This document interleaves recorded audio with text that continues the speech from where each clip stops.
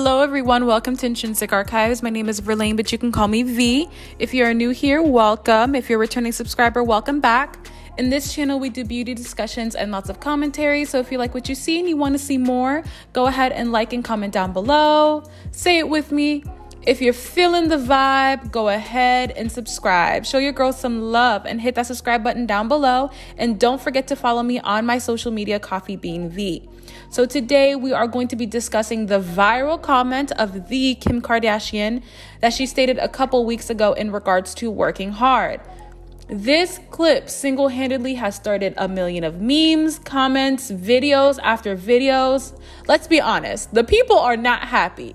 So let's break it down. Did she actually say something wrong, or do we just not like her? Kim Kardashian herself is a very polarizing person. It's either you love her or you hate her. And despite her many controversies, many scandals, and just how she was introduced to the world generally, we stay seeing her face, her family, and her business. Now, I'm going to break down this video in a couple of points. First point I would like to make is let's break down her statement for real. I have the best advice for women in business. Get your fucking ass up and work.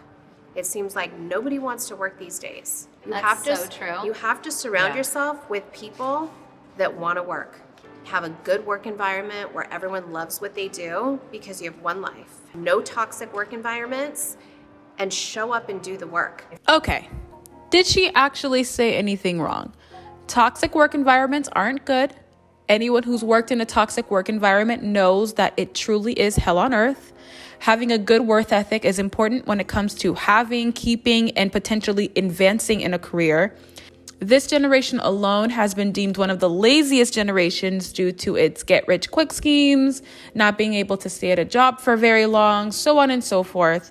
And lastly, surrounding yourself with individuals who want to work is also, I would say, a decent statement. If you surround yourself with individuals who have no ethic, no ambitions, no goals, no dreams, and just don't want to advance themselves generally, they may start rubbing off on you than you on them. So, in all honesty, as much as everyone hates this opinion, I don't feel like she said anything particularly wrong. I don't think she came out with a statement to be malicious in any way, but I do feel like there is a deeper problem in this discussion, which brings me to my next point. The problem with the term self-made and work. I think when it comes to someone who is more on the regular side, someone who is not as privileged as the Kim Kardashian, this comment is very triggering and very insensitive. When you think of self-made, you think of someone who is, in my opinion, someone who is not as privileged, someone who does not come from a background or an environment of money, someone who's from the slums, someone who is working and essentially working their way up the ladder, the chain of command to become, a successful businesswoman, a successful businessman, someone who is making a decent amount of money, someone who is able to advance or create their own careers. That is someone who is self-made. So when you have individuals like the Kim Kardashian clan who proclaim this self-made, it triggers a couple people because it's just like, you don't know what it truly is to be poor. You don't know what it truly is to be unprivileged. You don't know. How could someone who is rich, successful, and white understand truly what it is to make it in this rough world? So let's be honest, because a lot of the time this narrative of if you work hard, if you put in the work, put in the effort, grind, your dreams will come true, isn't a reality. A lot of the time there are individuals who are working sun up to sun down, 2-3 jobs, and they're struggling to make ends meet. They're struggling to pay their bills. They are literally paycheck to paycheck. So this concept of work is really difficult for us to sit down and listen to someone talk about, especially when they come from a more privileged background.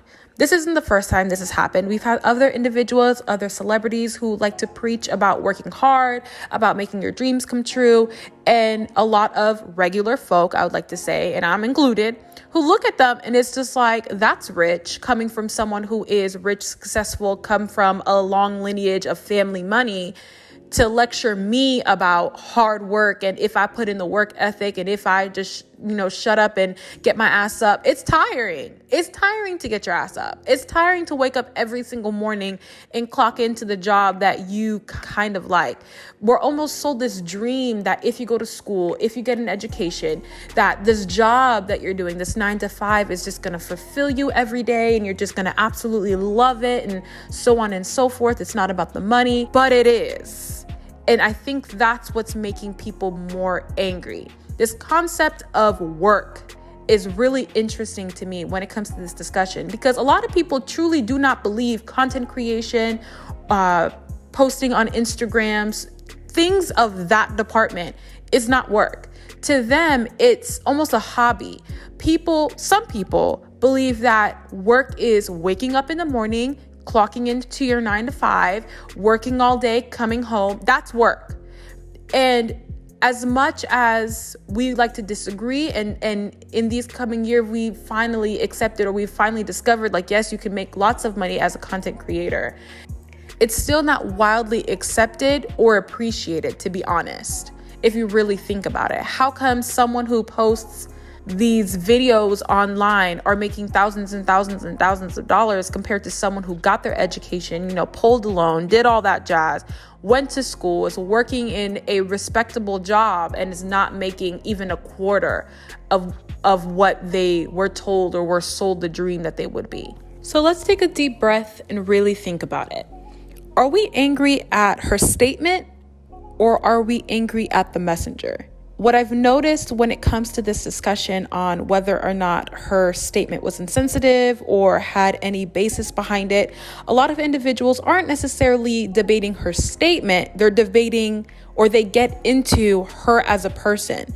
What we've seen on television, what we've seen on Instagram, Snapchat, on social media generally, what they've displayed and presented themselves online, who they are. That's what people are really talking about, not necessarily her statement.